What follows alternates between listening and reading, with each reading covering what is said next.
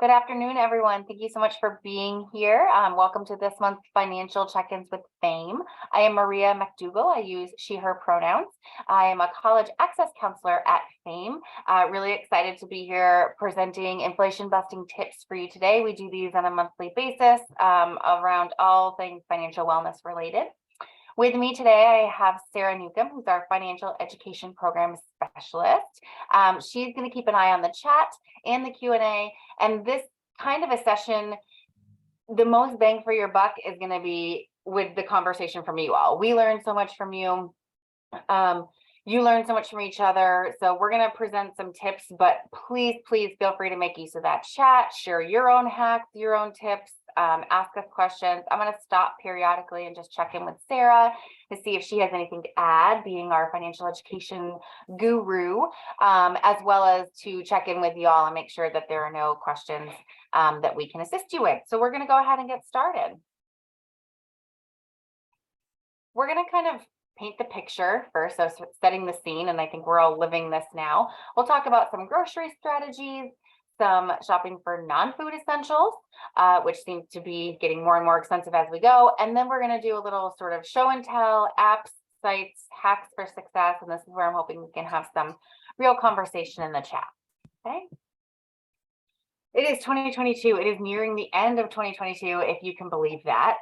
Things are still kind of a mess. So inflation is still at an all-time high.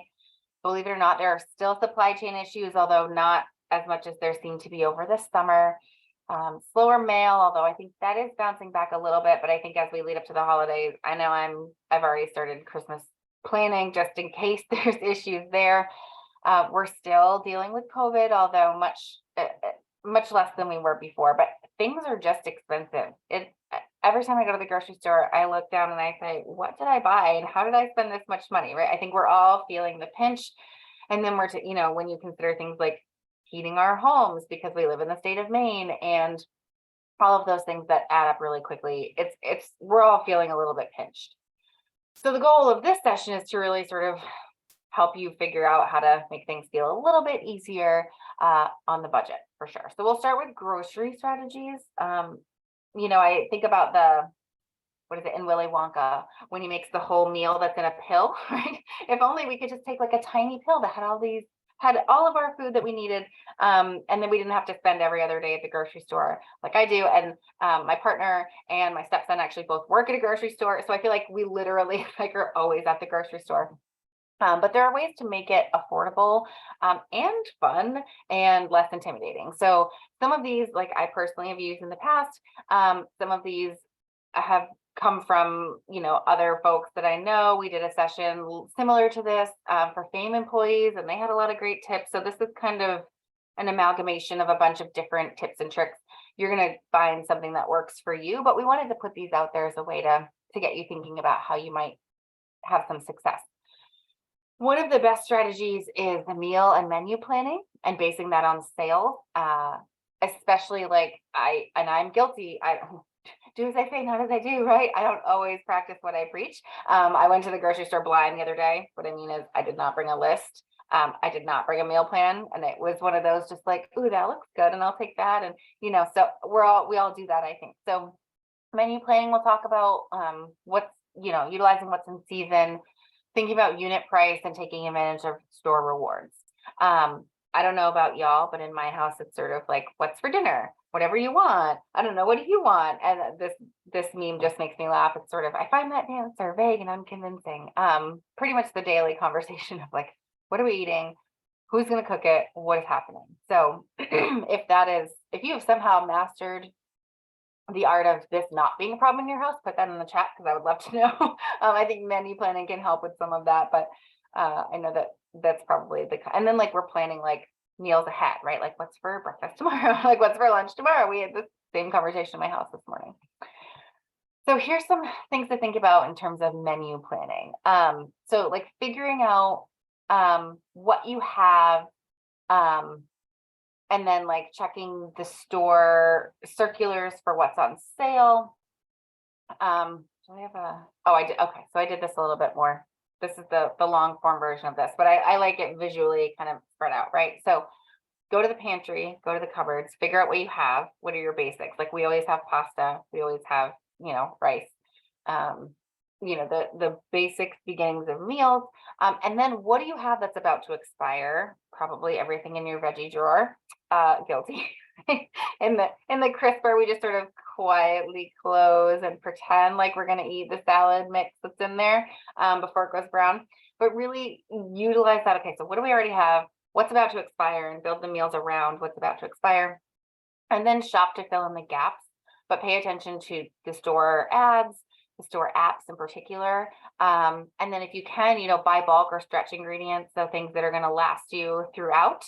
So whether that's like, so I'll buy the ground beef in like the 3-pound pack, right? And I freeze it in 1-pound increments.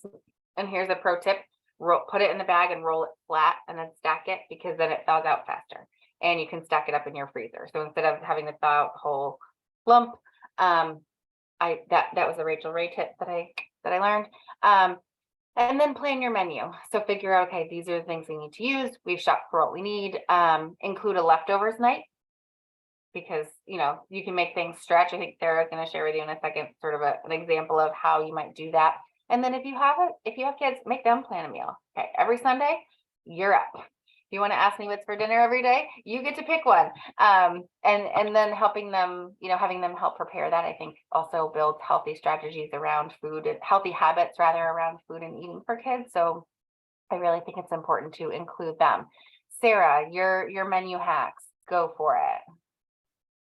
So, well, first of all, so I want to say, my husband and I recently discovered a great strategy over the summer, because he's a teacher, so he has summers off, and then in the fall he doesn't have any like extracurriculars, so he has more time on his hand.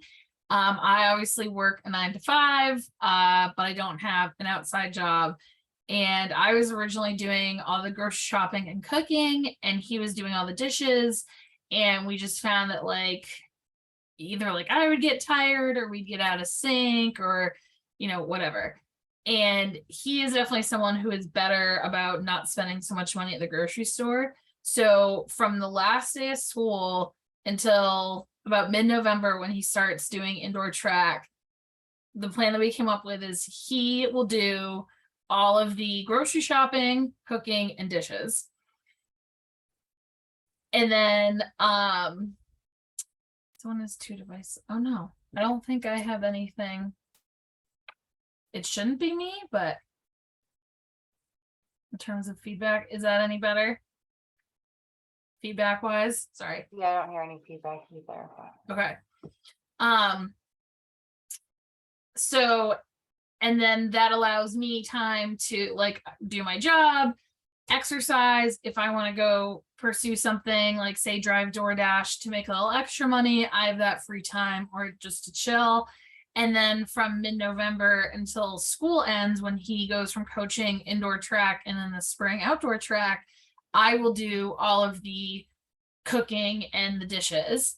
And he will just forevermore be in charge of grocery shopping, because like I said, we have saved a lot of money with him doing the grocery shopping, because he sticks to a list much better. But we have found that this whole plan, like, we've saved money because we come up with a meal plan on Sunday nights or Monday. He grocery shops for the week. He's not impulse buying like I do. And we have been able, like last month, I think we reduced our grocery budget by $100. So that was big. So it's definitely, we're going to keep moving forward with that. But that's been super helpful. And then the other thing is, again, based on like rising prices, looking at, what can we make that we can stretch over 3 different meals. And I'm personally someone who like, I hate leftovers. I'm just like, I already ate this, I'm bored, I don't want to just have it again. That's not very exciting. And so I try and find ways, like the easiest one is chili. And that's something that you can make 3 completely different meals out of. So the first night you have chili, you just have chili, right? The second night, we like to do either baked potatoes or baked sweet potatoes, have it over that, a little cheese on top, side salad. And then the third night, either do it on top of nachos or do it in like burritos or enchiladas. I learned that when I used to work at a boarding school. And so that way, like, you make it once and it's inexpensive anyway. And then now you've covered 3 different dinners with it. So it's saving you time and money. And I also like to do that, like if we're, say, having people over for a party and I make a big buffalo chicken dip, saving some of that same kind of thing to use like in a buffalo chicken lasagna or again, nachos. So easy. And so things like that. Yeah, there's really good like apps and stuff that can help you do that too. But just thinking of like trying to plan ahead will really help you shop. So when you're thinking like about where you're going to go and how you're going to shop, and I recognize that there are areas of the state where you might have just one store that you can go to easily. So there's a little asterisk on all this for that. But different stores have different sales and rewards. But kind of plan it out both. So I have Shaw's I can get to and Hanford I can get to, and I have the apps for both. And I literally will like build a cart in each app of all the same things that I need and figure out which one's cheaper. Because sometimes one store will have one thing on sale, the other store will have a better deal on that. Sometimes it ends up meaning that I got to go to both and they're close by each other kind of. So where I live, so that makes sense. But just kind of think it out and then plan it out. It's like, okay, what stores are on the way? Can I get this here for the best deal? Can I get this there for the best deal? You kind of sit down. It's like, imagine, Saturday night, you're sitting down, you do your Saturday nights are wild, like at my house when you're like grocery planning and setting up for the week. Sit down, figure out, okay, what do we have? Plan to do all the shopping, plan out the road trip, like literally write it down if that helps you keep things organized. Make a list and stick to it. And I know, like, as I confessed to you earlier, I am definitely guilty of forgetting a list. And then find out when you're building your list, like make sure if you have to purchase a certain brand for rewards or coupons. So later I'm going to talk about a couple of different apps that I use. And sometimes you have to go to a certain store or shop for certain brands in order to reap the benefits. And of course that comes with its own challenges sometimes, but just bear that in mind. And shop the walls. So what we mean by that is, the healthier, sort of fresher foods like produce, meat, and dairy are typically along the outer walls. Processed items can be more pricey and are getting more pricey these days. So think about sort of staying on the perimeter of the store. I also want to add here a big helpful thing that's come out of the pandemic is curbside pickup. And in the beginning, I was kind of like, oh, well, I'm not immunocompromised. Like, I don't need to do curbside, or like, oh, I like to, walk in and shop around. But then, and this is where like behavioral science comes in, I am an impulse buyer. Like, absolutely. Like, I will go in Target with a list and somehow buy like 6 other things that I didn't need. And then it's like, oh, crap.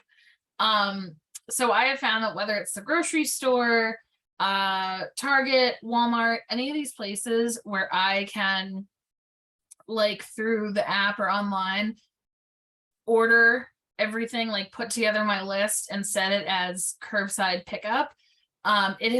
That's been another way that like I have personally reduced my spending because I'm not having that temptation or that impulse buying. And in terms of like opportunity costs, it does save a lot of time. There are times when going grocery shopping can take an hour out of your day. And, to now there's someone who that's now their job. So they're working, and now I'm saving time and I'm not paying for like shipping or anything because I'm just going to the store to pick it up. It's very beneficial. Good point. We do have a slide about that coming up too. So I have some thoughts on the curbside stuff too.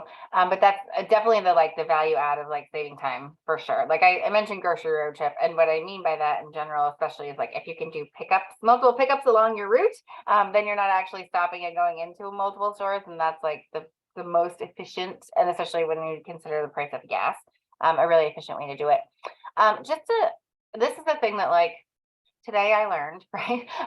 Not quite today, but as an adult person doing grocery shopping, even like in college, I didn't really always focus on unit price. Like somehow this never got communicated to me in a timeline that made sense, that, you know, especially not trying to shop like a broke college student, but unit price really makes a difference, right? So when you're comparing prices, look at your unit price. So yeah, okay, in the example here, and this is from Maine Snap Ed, when they do fantastic like financial education around food, you can look at and see the smaller container. Yeah, it seems cheaper because it's 72 cents, but the unit price is 12 cents versus if you buy the bigger one, your money stretches further because your unit price is only a nickel.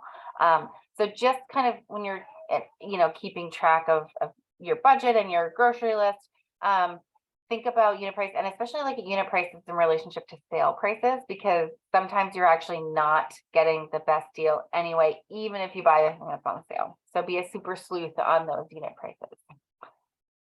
Again, store brand versus name brand. A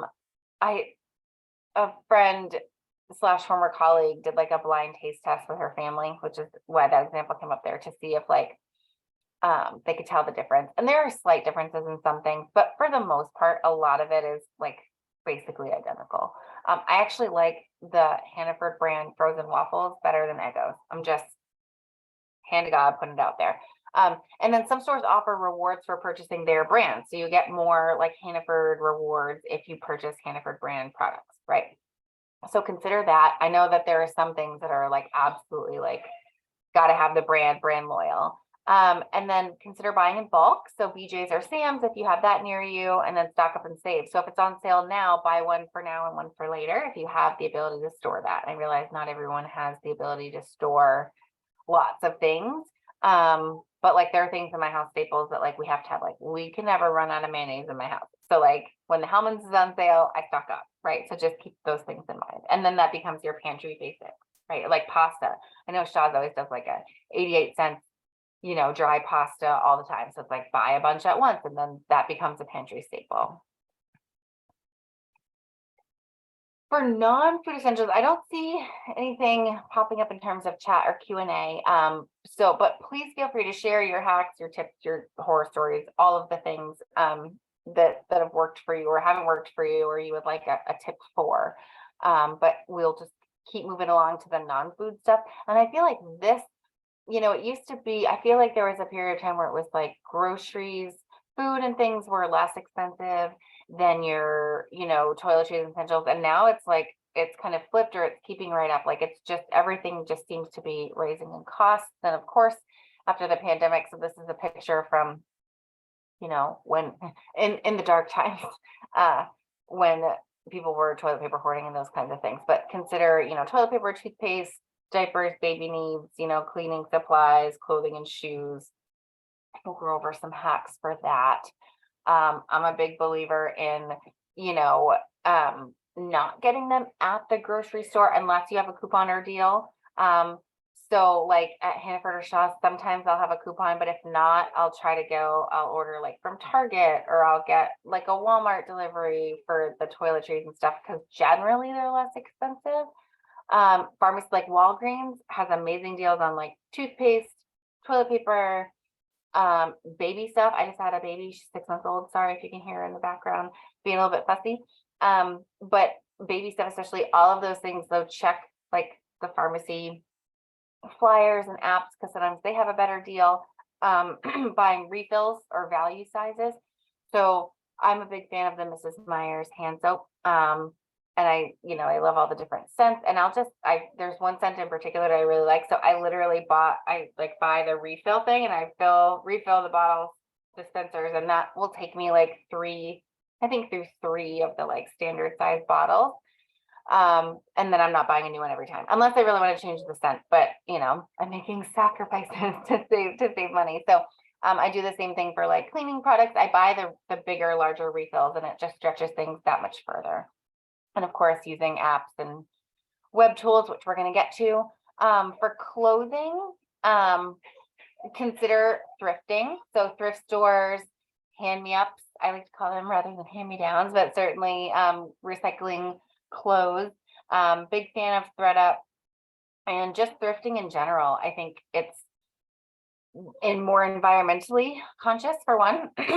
Fashion is a big contributor to the landfill problem, and it's just less expensive. I found some really awesome stuff through both ThreadUp, which is the online thrift store, and through like the local Goodwill.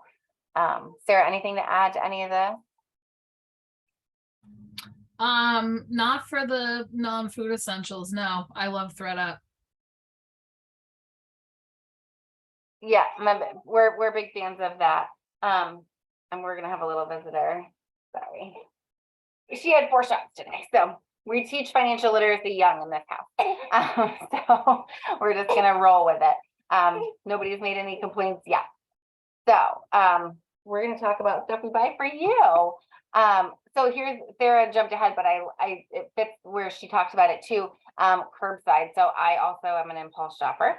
And there are actually some apps and things that like will give you coupon codes if you opt for curbside instead. So they're like, you'll get this deal only on the curbside pickup. Oh my goodness. Sorry. Sarah, do you mind taking for 1 sec? Yeah, for sure. So I mean, we talked about this a lot, but basically, the curbside and everything can just make it so much easier, so much less impulse spending. And we know that this obviously isn't available everywhere. But anyway, yeah, I just think it's super easy. And I don't know if I can advance the slides. Maria, can you advance the slide?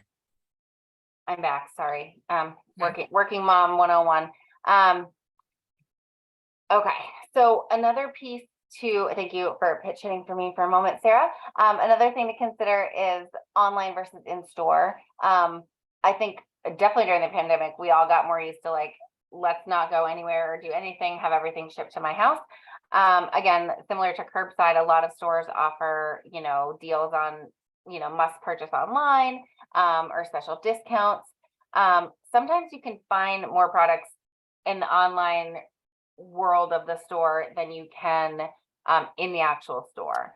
So like, I know like when I go to my Target app, it'll say like out of stock in store, but available to ship next day, right? So just keep an eye out for things like that, particularly with supply chain problems.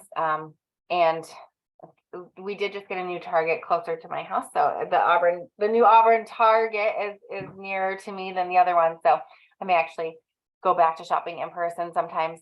But consider also online only retailers, so that don't have brick and mortar stores, like your Overstocks, your Amazons, your Wayfairs. Doing a lot of comparing. I know it seems like it takes a little extra time, but you might be surprised with how much of a deal you can get on certain things with comparison shopping. And there are some apps and browser extensions to help with that, which I'll talk about in a minute. But again, we literally have a device on us all the time that allows us to just point and click and shop. So approach with caution. As a person who gets up late night with a baby, I'm like, oh, add to cart. Oh, add to cart. So just know thyself. Be aware that you might fall prey to the online only deals, and then suddenly you're buying things you don't necessarily need. Sarah, anything to add here? No, I think I covered it. I mean, it's kind of goes along with what I said about the curbside, just doing things to sort of avoid impulse spending. I will say, do you talk about, I can't remember, do you talk about the Honey app at all? Yes, yeah, that's Okay. coming up. Oh, So, wait. yes, so different digital tips and tricks to help, but just think about, I know the contactless is still really important for a lot of people. And again, like we're in the midst of like cold and flu. I'm battling something. I think pretty much everyone has had some kind of illness. Everyone you've touched recently has probably come in contact with some kind of illness. So I think we're still very much in favor of contactless options. So I think that can be really useful. So here's a little show and tell, as Sarah alluded to. So there are browser extensions for online shopping. So you can, it takes an initial time commitment to find these things and add them on. But then once you do it, it's literally set it and forget it, and they run in the background as you're shopping. So like literally when you go to a website, it'll pop up because it's a browser extension. So it knows you're visiting there. It will let you know if it's activated, right? So there's Rakuten, which used to be Ebates. So if Rakuten doesn't sound familiar, Ebates is what it used to be called, and it's cashback. So it's literally like hundreds of stores, online, in store. I pretty much get cash back on everything I buy. So I go to the browser extension for Rakuten first, and I type in what I'm trying to buy, and it will tell me which stores have cash back or coupons or both. And when Rakuten doesn't work, then I use Honey, which Sarah was talking about, and Honey has a couple of similar things. And it also will tell you if like, hey, you can get this cheaper someplace else. Like, here's a price drop. Put this on your list. Maybe don't buy it today because it'll be cheaper later. And Amazon, believe it or not, also has a shopping browser extension that like if you're on a website that's not Amazon, it will pop up and tell you the Amazon price. And sometimes I ignore it because I want to get it from a certain place because I can get it on a Rakuten store versus not. But I have all of the browser thingies to try to, again, find the best deal and the best cash back. I generally tend to find, at least for me and the things that I'm buying, I have better luck with Rakuten and from a cashback standpoint, but I know people have really good luck with Honey too. And Honey is great because it will find you like the discount codes, right? So when you're listening to like a podcast and they're like, type in our code for 20% off. Honey runs, Rakuten does it too, but Honey I think is a little bit better at running through the coupon codes to find one that might work for you. So I have had, if it's not a Rakuten store, I let Honey run the codes and see what I can find. So a little bit of strategy, but it's really helpful. Honey also has, I don't think Honey has as much cash back as Rakuten, but it does have like a cashback rewards thing, or like this can earn gold rewards or blah blah blah. And I've definitely gotten either like cash back or earn rewards. Like you just earned a $15 Amazon card. So that's why I really like Honey. I'm adding this to the chat. It's a website called Gift Card Granny. And it's a great way you can pretty much buy a gift card to almost anywhere on there, but a lot of times like they'll have deals. So, it'll be like $5 off. So if you want to buy a $30 gift card to somewhere, it'll only cost you $25. So, I really like that one. I use that one a lot. Yeah. And then of course there's things like Groupon and different things like that when you're trying to find deals on stuff. The benefit, as much as we are all frustrated by the internet sometimes and technology, it really can work for you. The other thing is to sign up. So, for rewards programs through your frequented retailers, there's usually an introductory coupon or discount of some kind. Make a separate email address that is for your shopping. Otherwise your main email is going to get jammed up. So I have a separate Gmail that literally is just what I use for online shopping and it's like, I will go and check it when I want to see if there's a coupon for something, but I have a totally separate email address so that my regular Gmail does not get crowded. So that's when I learned the hard way. Had to change over some things, but really helpful. And then of course, just keep an eye out for sales and coupons there, and download your store's apps for the same reason. Subscriptions, particularly for things like streaming, but just kind of before the end of the year, when you're doing your sort of financial wellness prep for things like tax season and all of that, evaluate your streaming subscriptions. Can you pause one for a while? Did your favorite series and you're heartbroken and you're like, I don't need to watch anything else on this channel, right? Can you pause something for a while? If you haven't used it in 3 months, you probably don't need it, right? I just canceled my Audible again because I'm using the cloud library through my public library for audiobooks, which are free. And I've just realized that I'm gravitating more towards podcasts that I listen to than audiobooks. So I just said, I don't need to pay for Audible anymore. So just kind of do a checkup of your subscriptions. And then double check for things like gym memberships you don't use, monthly fees for services, monthly wine club. Where can you, I'm guilty of that one too. Where can you kind of pause, or reevaluate, maybe you jump down a tier in your subscription service, because you're using less or things like that. So just do an annual audit of those things. You may find that you're able to recoup some funds. So here's an example of some of the grocery apps. Like Shaw's has also the mobile gas rewards. So every time you shop, you can either use the rewards for groceries or for gas. Again, this is where like I'll literally will build a Hannaford cart and a Shaw's cart and see which one has better deals. That's a time crunch, and sometimes I don't do it every time I shop, but I have had moments where when I need to do like the big grocery shop where I'll take that time and do the difference and see which has better deals.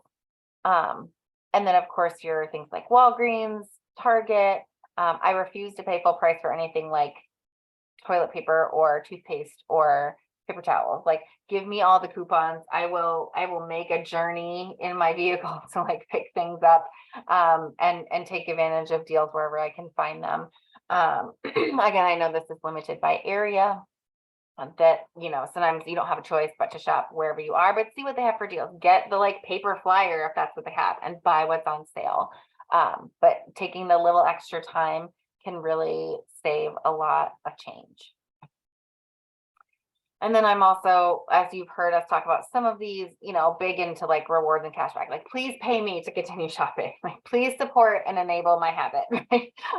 But definitely, especially as the holidays and gift giving season is coming up, I like Rakuten. I get a pretty hefty chunk of change back last Christmas, from using Rakuten, and then I discovered Fetch Rewards a couple years ago. If you want to sign up for that, my referral code's right there. We both get a big chunk of points, but that's how it's like I use that for gift cards. So every, and you get bonus points on different brands for shopping at different stores. I've used there's like clubs. So like if there's brands and products you buy a lot. So like we're a Huggies diaper family, and there's like a Huggies club. And so I can get like multiple thousands of points for every time I spend on Huggies. So just different things like that really add up, and then I use them for gift cards, and then I just buy and get more points. So it's sort of like trying to collect miles on a credit card, right? Like trying to make all the apps work for me, and what works for my family. Checkout 51 is another. This is a tiny smattering of all the different apps and things that exist for shopping, and there are people that are certainly better at this than me, without question. My friend Alicia is like some kind of Target sensei, and we went one time and she had a cart of like $300 worth of stuff, and by the time she was done with all the gift cards she got back and the coupons, it was like $75, and I was like, I'm not worthy, right? So there are people that are really good at this, but find one that works for you that you like. I'm really into like the Rakuten is like kind of automatic, set and forget it. Checkout 51, Fetch, and some of the other ones, you do have to like scan your receipt, take a picture. So anytime like my partner knows, I'm like, save your receipt, I could take a picture, because in Fetch you get 25 points for every receipt no matter what, and then additional points for whatever's on it. So just every place it adds up, right? And so like the Checkout 51 I have also has gas, and there's a gas station in my town, and sometimes I get like 17 cents a gallon back in cash from Checkout 51. So I just try to find ways to get as much for my bang for my buck as possible. That is all that I have formally. I would like to open it up in the chat for your tips, tricks, hacks. Sarah, if you want to close this out with anything, but I hope that this, the goal of this is to sort of get you thinking about ways to stretch your dollar a little bit for your own family. I hope something was useful to you, maybe something you hadn't thought of before. And there will be a follow-up email coming your way with just some ideas for apps, tips, tricks, and things like that from the session. But we'll open it up to putting things in the chat. Otherwise, thanks for joining us. Sarah, anything you want to share as we close out? Nothing major. I would just say, again, this is more of like a behavioral science state of mind thing. But for anyone who works from home, like we do, especially with the rise in gas prices, I have started kind of a mentality where, like, if I say, like, I don't have an appointment, right? I don't have a reason to leave the house that day. If I'm like tempted to leave the house, it's usually to spend money, like to go get a coffee, to go buy a snack, because obviously, like, maybe I'm bored. Or even if I'm like, oh, I want to go for a walk on the beach today instead of my neighborhood, I'm kind of like, well, I've started to think to myself, well, the only reason I'm leaving, or like this going somewhere, is going to cost me money either in gas or like going to buy for something, or both. And do I really want to do that?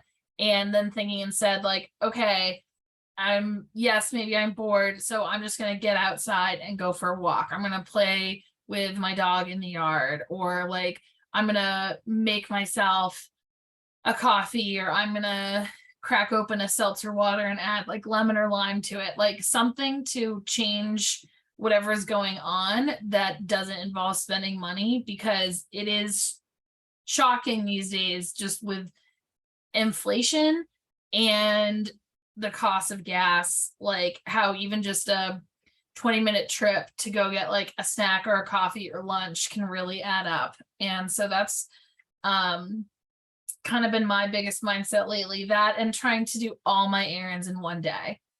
So like setting aside that day, making a list, and doing one big trip, so I'm not doing like a ton of out and backs.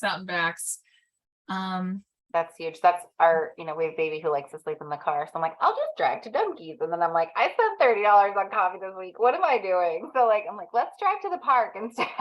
And not pit stop at the Dunkin' Donuts on the way by. But somebody in Yeah. the chat just mentioned buy nothing groups for Facebook, which is like, there's lots of different swap, sell, trade groups. That's a great idea. Thank you for pointing that out. Marketplace. So like I got it, except for the crib and the changing table, my daughter's bookshelf and dresser, I got off the marketplace for like $70 together. She's a baby. She doesn't care what it looks like. I think it's cute, but like I was going to buy brand new, nice, huge furniture. Right. So I was kind of finding ways to make those behavior changes, as well as, take advantage of apps and things like that. I just saw Victor's comment in here too about the banks. Yes, And these that's a good different one. banks with sign up bonuses. I just did I've been working with the Waldo County Reentry Center to do a financial wellness series there. And we were just talking about Chime, Yeah. because it's not necessarily a bank, but they do have online checking and savings accounts, and they have high yield savings accounts. And the big thing, and so for anyone on here who has students, whether they're high school, college, they have what's called, and I know this isn't necessarily about shopping, but this is, we're talking about kind of online banks and stuff. They have what's called a credit builder card, which is, if you've ever heard of a secured credit card, it's a credit card where instead of having a line of credit from the bank with money that they're loaning you, that obviously you have to pay interest on, you put your own money in, and however much money you put in is how much you can spend. And then you can use that money that's in there to pay your balance. So if you have a high schooler or a college student who's got a job, part-time job, summer job, they could take $500, put it in there. Now they have a credit card that they can use, but they can never overspend. They can never get in trouble, because they can only spend if it's a $500 limit, because that's the money that they've put in there, and then they go and spend $500 on the card, then they can pay it off with that $500 balance, but then it's zero, so then they can't use it anymore. So it's a really great way, whether you are a younger person who needs to start establishing credit history, or you're someone who needs to rebuild your credit.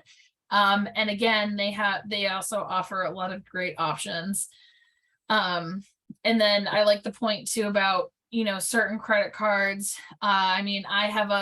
My husband has a Discover It Miles, and I have an Amex Delta Miles card.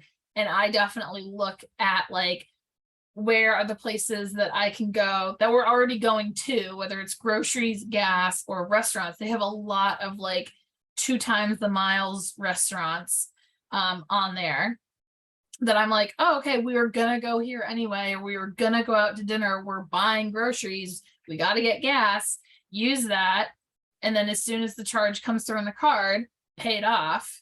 And then, we're looking at hopefully this spring going somewhere warm and tropical that'll be completely covered by miles. Yeah, So, and that's a great point, and thank you to Victor Answer for pointing that out too. And with the banking too, just like if you're getting a lot of fees from your bank too, consider changing. Like if they're suddenly charging you fees for different things, keep an eye out on that. So we thank you for joining us. If you have additional things that you want to share with us, you can always email education@famemain.com. If there's something you would like to know more about, a hack, a tip, a trick for different things, please let us know. Otherwise, thank you so much for joining us. Thanks for being my wing woman, as always, Sarah. welcome. I hope all this is useful. Happy shopping, particularly in the holiday season. And remember that experiences make great gifts as well.